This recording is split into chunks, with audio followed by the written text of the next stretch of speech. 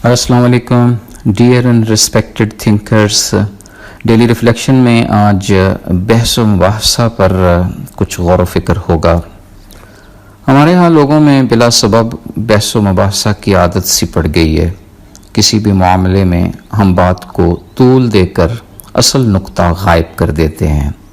سیاسی اور سماجی زندگی میں اور سوشل الیکٹرانک میڈیا پر اکثر نان ایشوز پر بحث شروع ہو جاتی ہے. پھر ہم اپنے موقف کو سچ ثابت کرنے کے لیے جھوٹ بولنے سے بھی نہیں گھبراتے. ذاتیات میں اتر کر ایک مصنوعی جنگ جیتنے کی کوشش کرتے ہیں. یوں اچھا خاصا سمجھدار دانشور بھی چونک اٹھتا ہے. بلا وجہ کی بحث و مباحثہ سے کبھی بھی حالات میں بہتری نہیں آتی.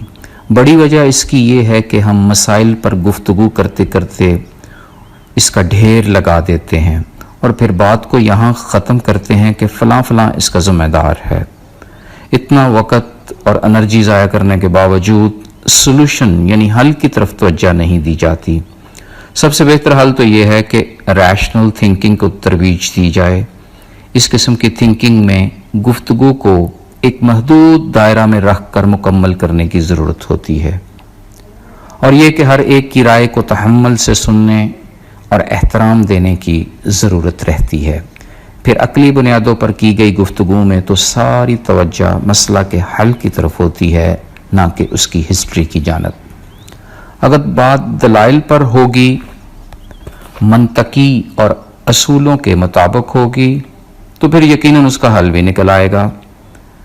اگر ہماری بحث اجماع اور اجتہاد کے طرز فکر پر ہو تو پھر ایک پائیدار قسم کا اتفاق رائے قائم ہوگا، جو وقت کی اس دور میں سب سے بڑی ضرورت ہے. ایک بہت اہم نقطہ ہمیشہ ذہن نشین رہے کہ اگر کوئی بے جا بے تکی بحث کرتا ہے، اسے طول دینے کی کوشش کرتا ہے، تو اس سے جیتنے کی کوشش مت کریں. مولا علی کرم اللہ وجہہ کا قول ہے کہ میں بے وقوف سے بحث کر کے کبھی نہیں جیتا، اور ہاں ریشنل تھنکر سے بحث پر کبھی ہارا نہیں. تو پھر ضرورت اس امر کی ہے کہ ہم اپنی نجی اور پیشہ ورانہ زندگی میں غیر ضروری بحث میں الجھنے سے گریز کریں. اگر کوئی معیاری بحث کرنی بھی پڑے تو جلد از جلد حل کی جانب آئیں.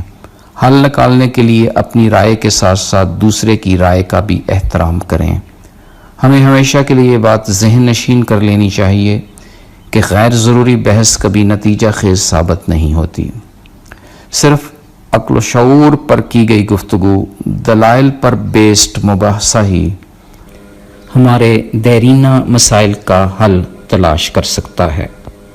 ہمیشہ کسی بھی جگہ ہونے والی بحث کو مثبت رنگ دیں، الجھتی گفتگو کو سلجھائیں، کوئی لاجیکل سلوشن دے کر کنکلوژن کی طرف بڑھیں. ذہن میں رہے کہ بے جا بحث ہمیں علمی، عقلی اور جذباتی لحاظ سے کمزور کرتی ہے، جس سے بالآخر قوم زوال کا شکار ہوتی ہے.